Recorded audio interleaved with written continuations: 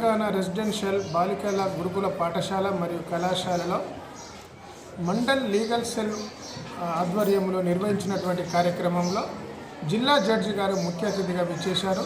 అలాగే బోధనకు చెందిన శివసాయి జడ్జి గారు, శ్రీదేవి జడ్జి గారు కూడా పాఠశాలకు విచ్చేశారు.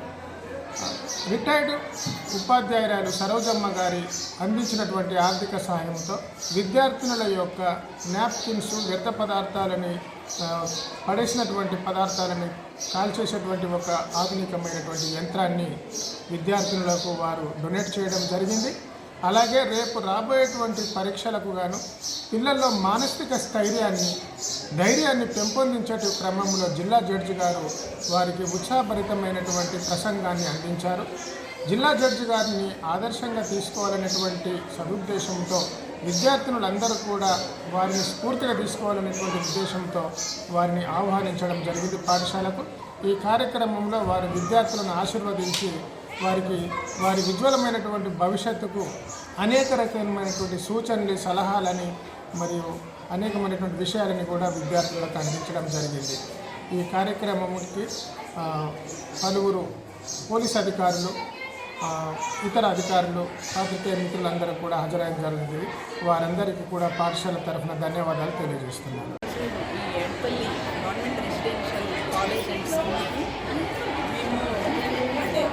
లీగల్ అవేర్నెస్ క్యాంప్ కండక్ట్ చేయడం కోసం వచ్చాము. అంటే ఆడపిల్లలకి ఆరోగ్యం, హైజీన్ వీటన్నిటి మీద అవగాహన కల్పించడం కోసం ఈరోజు ఇక్కడికి రావడం జరిగింది. ఇంకొక ముఖ్య కారణం ఏంటంటే ఇక్కడ మనకి రిటైర్డ్ టీచర్ సరోజనమ్మ గారు ఒక 9 శానిటరీ నాప్కిన్ వెండింగ్ మెషిన్స్ని డొనేట్ చేయడం జరిగింది. అవన్నీ కూడా ఇక్కడ చుట్టుపక్కల ఉన్న 9 స్కూల్స్కి మేము ఒక్కొక్క స్కూల్కి ఒక్కొక్క మెషిన్ ఇవ్వడం జరిగింది. అంటే ఈ రోజుల్లో శానిటేషన్ అనేది ఎంత ఇంపార్టెంట్, అది పిల్లలందరికీ కూడా తెలియాల్సిన అవసరం ఉంది. చాలామంది ఆడపిల్లలు మెన్స్ట్రుయేషన్ గురించి కానీ, పీరియడ్స్ గురించి కానీ అలాంటి వాటి గురించి మాట్లాడడానికి కూడా ఇంకా ఇబ్బంది పడుతున్నారు. కానీ అది కరెక్ట్ కాదు. ఏదైనా సరే మనము టీచర్స్కో, పేరెంట్స్కో షేర్ చేసుకోవాల్సిన అవసరం ఉంది. అట్లాగే చాలా స్కూల్స్లో వాష్రూమ్స్ అవి సరిగ్గా లేని పరిస్థితులు ఉన్నాయి. కాబట్టి అట్లీస్ట్ పిల్లలకి పీరియడ్స్ అప్పుడు కొంచెం వాళ్ళని కంఫర్టబుల్ జోన్లో ఉంచడం కోసం ఈ శానిటరీ నాప్కిన్ వెండింగ్ మెషిన్స్ ఇవ్వడం జరుగుతుంది. దాన్ని స్కూల్స్లో పిల్లలందరూ కూడా ఉపయోగించుకోవాలి. అంటే ఈ సెన్సిటైజేషన్ చేయడం వెనుక ఉద్దేశం ఏంటంటే పిల్లలందరూ ఆరోగ్యంగా ఉండాలని. ఇప్పుడు మనం చూస్తున్నాము, ఎక్కువగా సర్వైకల్ క్యాన్సర్ అనేది చాలా ఎక్కువైపోతుంది.